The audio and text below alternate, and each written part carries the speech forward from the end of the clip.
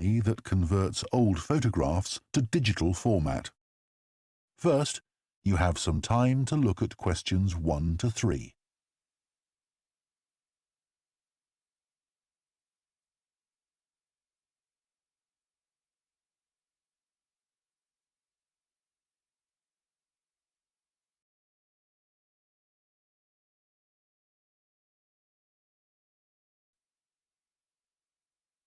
Now listen carefully and answer questions 1 to 3. Hello, Picture Rep. Can I help you? Oh, hi. I saw your advertisement about copying pictures to disk, and I'd like a bit more information about what you do. Sure. What would you like to know? Well, I've got a box full of old family photos that's been up in the attic for years. Some of them must be 50 or 60 years old, and I'd like to get them converted to digital format. Sure, we can do that for you. Right. And what about size? The photos are all sorts of sizes. Are there any restrictions? Well, the maximum size of photo we can do with our normal service is 30 centimetres, and each picture must be at least 4 centimetres. That's the minimum we can cope with. Well, that should be fine. And some of them are in a frame. Should I take them out before I send them? Yes, please. We can't copy them otherwise. And also the photos must all be separate. They mustn't be stuck into an album. Okay, that's not a problem. So, can you give me an idea of how much this will cost? I've got about 360 photos, I think. We charge £195 for 300 to 400 photos for the basic service. Okay, and does that include the disc? Yes, one disc, but you can get extra ones for £5 each. That's good. So, do I need to pay when I send you the photos? No, we won't need anything until we've actually copied the pictures. Then we'll let you know how much it is, and once we've received the payments, we'll send the parcel off to you. Right. Before you hear the rest of the conversation, you have some time to look at questions 4 to 10.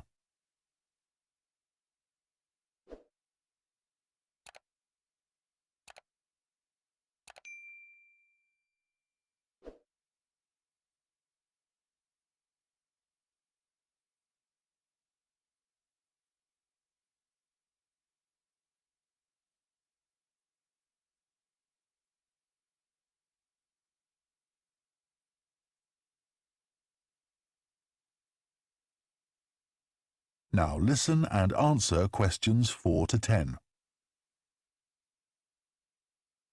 Is there anything else you'd like to ask about our services? Yes, I've roughly sorted out the photos into groups according to what they're about. So, can you keep them in those groups when you copy them? Sure, we'll save each group in a different folder on the disk, and if you like, you can suggest a name for each folder. So, I could have one called grandparents, for instance. Exactly. And do you do anything besides scan the photos? Like, can you make any improvements? Yes, in the standard service, each photo is checked, and we can sometimes touch up the colour a bit or improve the contrast. That can make a big difference. Okay, and some of the photos are actually quite fragile. They won't get damaged in the process, will they? No, if any look particularly fragile, we'd do them by hand. We do realise how precious these old photos can be. Sure. And another thing is we can make changes to a photo if you want. So if you want to remove an object from a photo or maybe alter the background, we can do that. Really? I might be interested in that. I'll have a look through the photos and see. Oh, and talking of fixing photos, I've got a few that aren't properly in focus. Can you do anything to make that better? No, I'm afraid that's one thing we can't do. Okay. Any other information I can give you? Uh, oh, how long will it all take? We aim to get the copying done in 10 days. Fine. Right, well, I'll get the photos packed up in a box and post them off to you. Right. If you've got a strong cardboard box, that's best. We've found that plastic ones sometimes break in the post. Okay. Right, thanks for your help. Bye. Bye. That is the end of Part 1. You now have half a minute to check your answers to Part 1.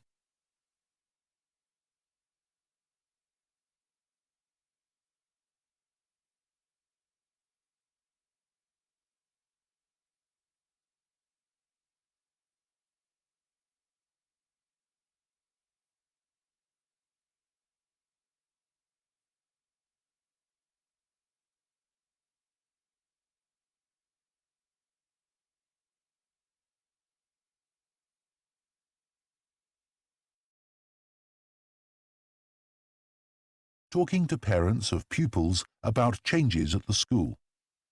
First, you have some time to look at questions 11 to 15.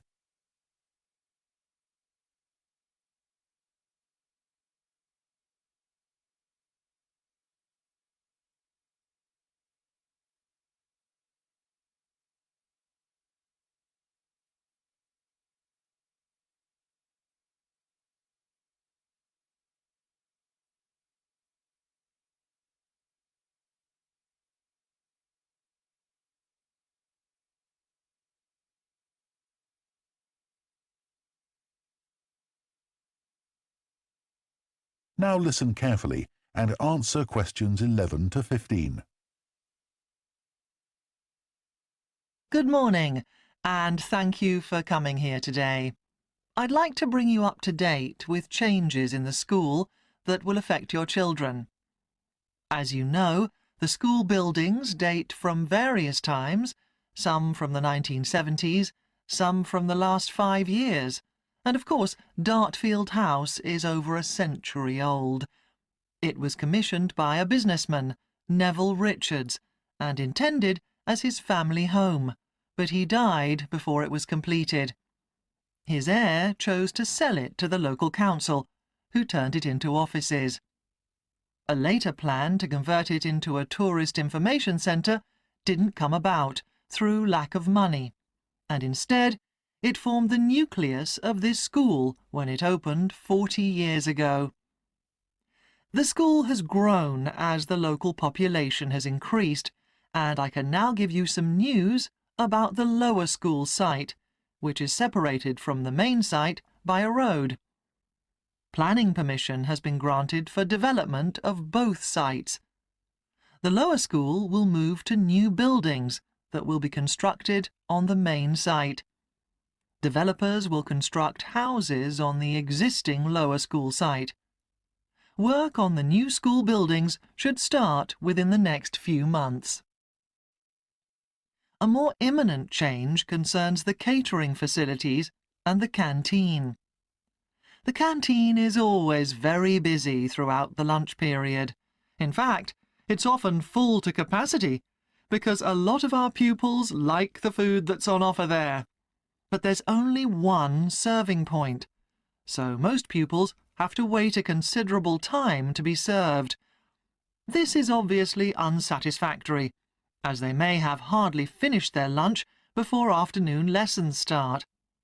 So, we've had a new food hall built, and this will come into use next week. It'll have several serving areas, and I'll give you more details about those in a minute. But one thing we ask you to do to help in the smooth running of the food hall is to discuss with your children each morning which type of food they want to eat that day, so they can go straight to the relevant serving point. There won't be any junk food. Everything on offer will be healthy, and there's no change to the current system of paying for lunches by topping up your child's electronic payment card online. You may be wondering what will happen to the old canteen. We'll still have tables and chairs in there, and pupils can eat food from the food hall or lunch they've brought from home. Eventually, we may use part of the canteen for storage, but first, we'll see how many pupils go in there at lunchtime. Before you hear the rest of the talk, you have some time to look at questions 16 to 20.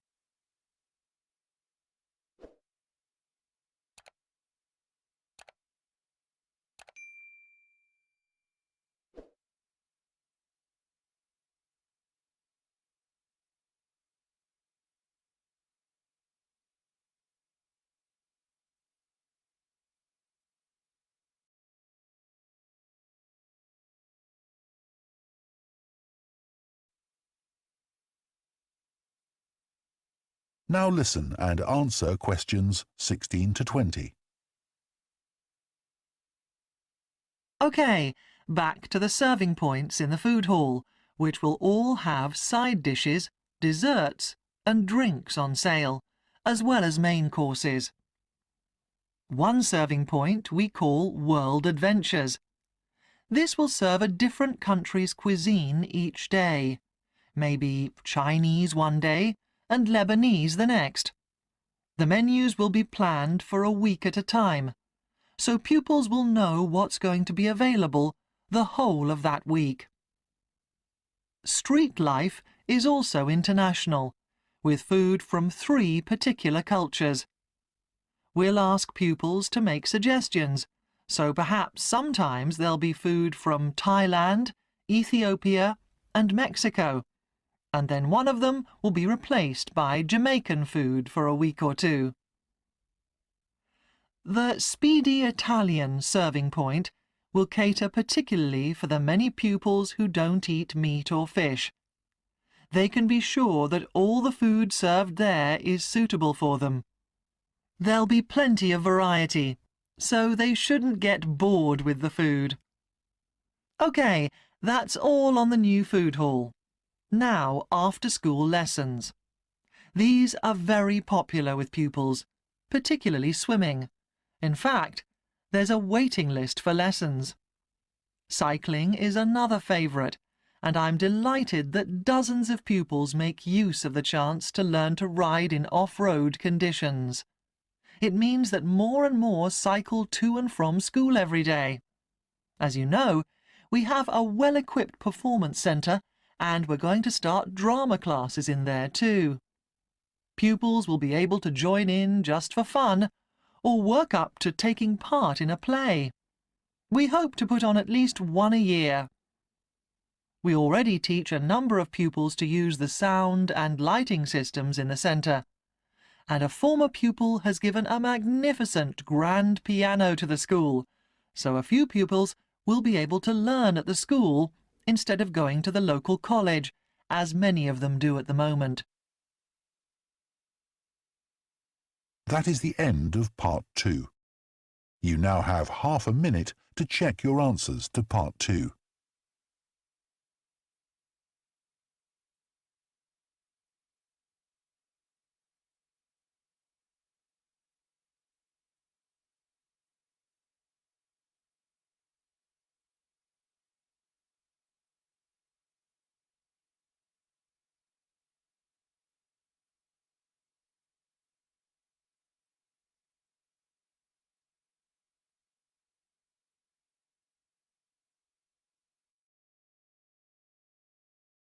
Called Luke and Susie discussing their assignment on sleep and dreams. First, you have some time to look at questions 21 to 24.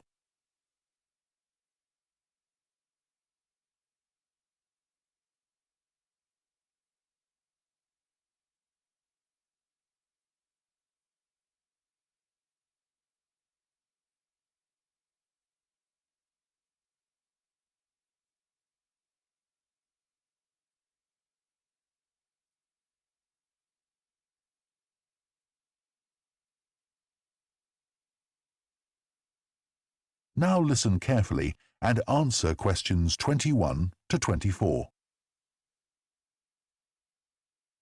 So, Luke, for our next psychology assignment, we have to do something on sleep and dreams. Right. I've just read an article suggesting why we tend to forget most of our dreams soon after we wake up.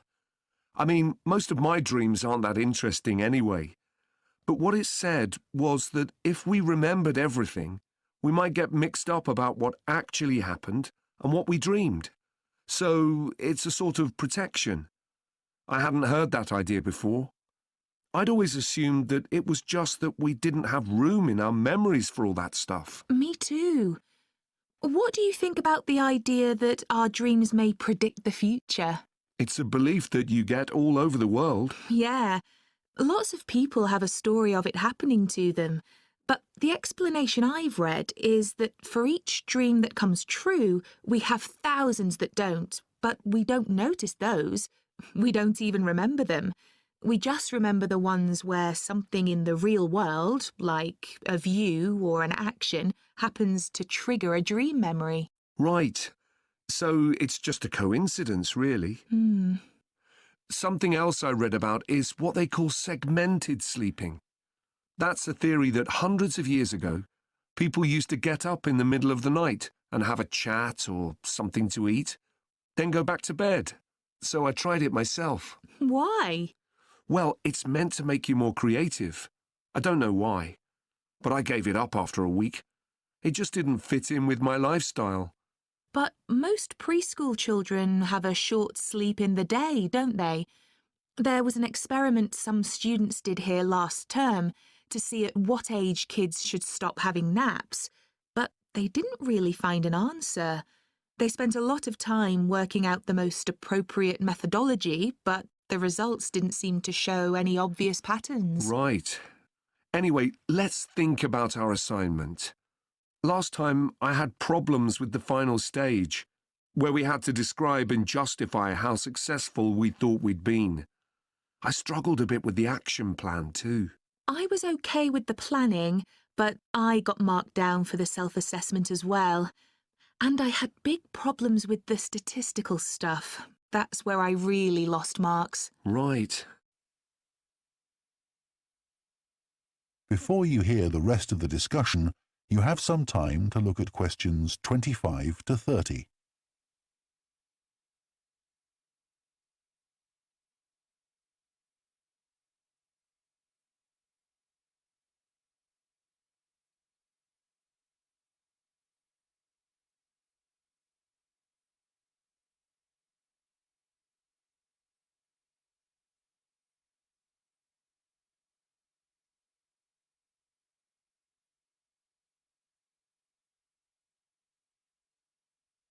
Now listen and answer questions 25 to 30.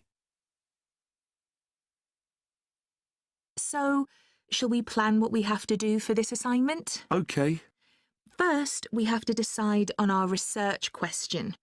So, how about, is there a relationship between hours of sleep and number of dreams? Okay. Then we need to think about who we'll do the study on. About 12 people? Right. And shall we use other psychology students? Let's use people from a different department. What about history? Yes, they might have interesting dreams. Or literature students. I don't really know any. OK, forget that idea. Then we have to think about our methodology. So we could use observation, but that doesn't seem appropriate. No. It needs to be self-reporting, I think. And we could ask them to answer questions online. But in this case, paper might be better, as they'll be doing it straight after they wake up. In fact, while they're still half asleep. Right. And we'll have to check the ethical guidelines for this sort of research. Because our experiment involves humans, so there are special regulations. Yes. I had a look at those for another assignment I did. There's a whole section on risk assessment, and another section on making sure they aren't put under any unnecessary stress. Let's hope they don't have any bad dreams. Yeah. Then, when we've collected all our data, we have to analyse it and calculate the correlation between our two variables. That's time sleeping and number of dreams.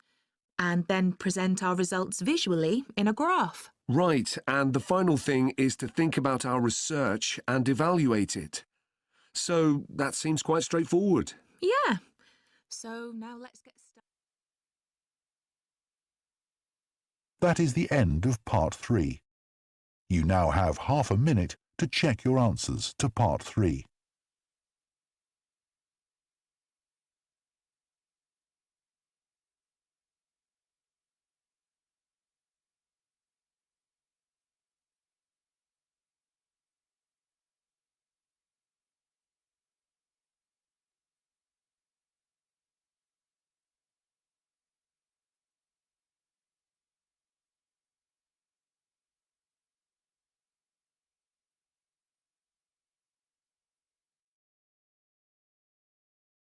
Science student giving a presentation on the health benefits of dance. First, you have some time to look at questions 31 to 40.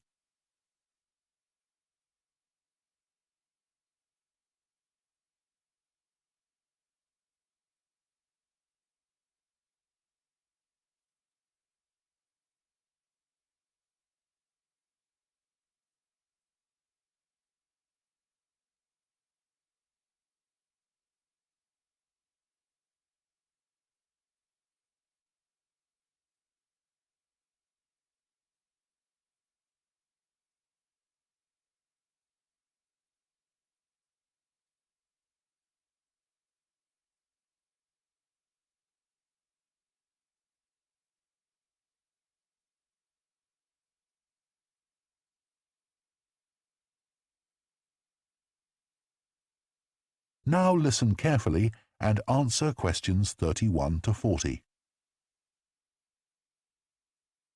Dancing is something that humans do when they want to have a good time. It's a universal response to music found in all cultures. But what's only been discovered recently is that dancing not only makes us feel good, it's also extremely good for our health. Dancing, like other forms of exercise, releases hormones, such as dopamine, which make us feel relaxed and happy. And it also reduces feelings of stress or anxiety. Dancing is also a sociable activity, which is another reason it makes us feel good. One study compared people's enjoyment of dancing at home in front of a video with dancing in a group in a studio. The people dancing in a group reported feeling happier, whereas those dancing alone did not. In another experiment, university researchers at York and Sheffield took a group of students and sent each of them into a lab where music was played for 5 minutes. Each had to choose from 3 options: to sit and listen quietly to the music, to cycle on an exercise bike while they listened, or to get up and dance. All were given cognitive tasks to perform before and after. The results showed that those who chose to dance showed much more creativity when doing problem-solving tasks. Dr. Lovett at the University of Hertfordshire believes dance could be a very useful way to help people suffering from mental health problems. He thinks dance should be prescribed as therapy to help people overcome issues such as depression.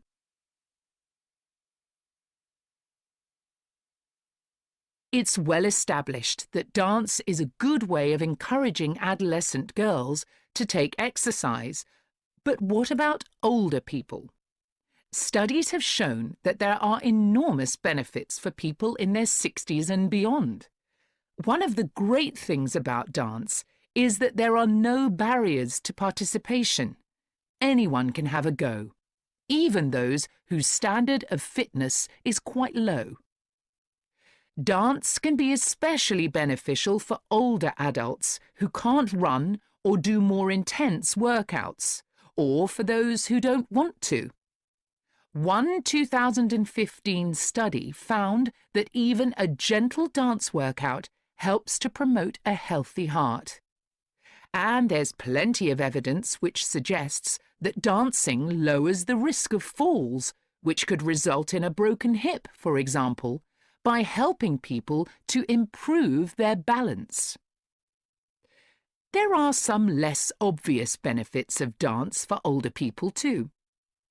One thing I hadn't realised before researching this topic was that dance isn't just a physical challenge. It also requires a lot of concentration, because you need to remember different steps and routines.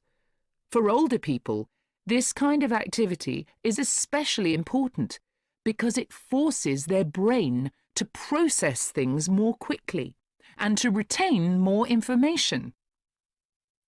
Current research also shows that dance promotes a general sense of well-being in older participants, which can last up to a week after a class.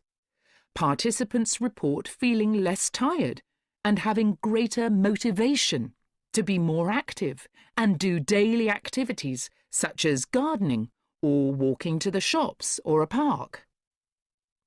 Ballroom or country dancing, both popular with older people, have to be done in groups. They require collaboration and often involve touching a dance partner, all of which encourages interaction on the dance floor. This helps to develop new relationships and can reduce older people's sense of isolation, which is a huge problem in many countries. I also looked at the benefits of Zumba. 15 million people in 180 countries now regularly take a Zumba class, an aerobic workout based on Latin American dance moves. John Porcari, a professor of exercise and sports science at the University of Wisconsin, analysed a group of women who were Zumba regulars and found that a class lasting 40 minutes burns about 370 calories. This is similar to moderately intense exercises like step aerobics or kickboxing. A study in the American Journal of Health Behavior showed that when women with obesity did Zumba 3 times a week for 16 weeks, they lost an average of 1.2 kilos and lowered their percentage of body fat by 1%. More importantly, the women enjoyed the class so much that they made it a habit and continued to attend classes at least once a week. Very unusual for an aerobic exercise program. Dance is never going to compete with high-intensity workouts when it comes to physical fitness gains, but its popularity is likely to keep on rising because it's such a fun way to keep fit. That is the end of Part 4. You now have 1 minute to check your answers to Part 4.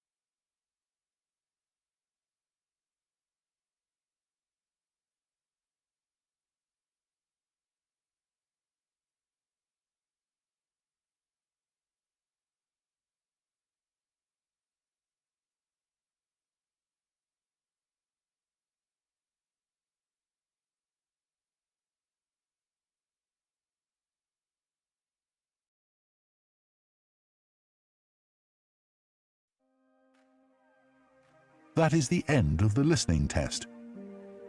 In the IELTS test, you would now have 10 minutes to transfer your answers to the answer sheet.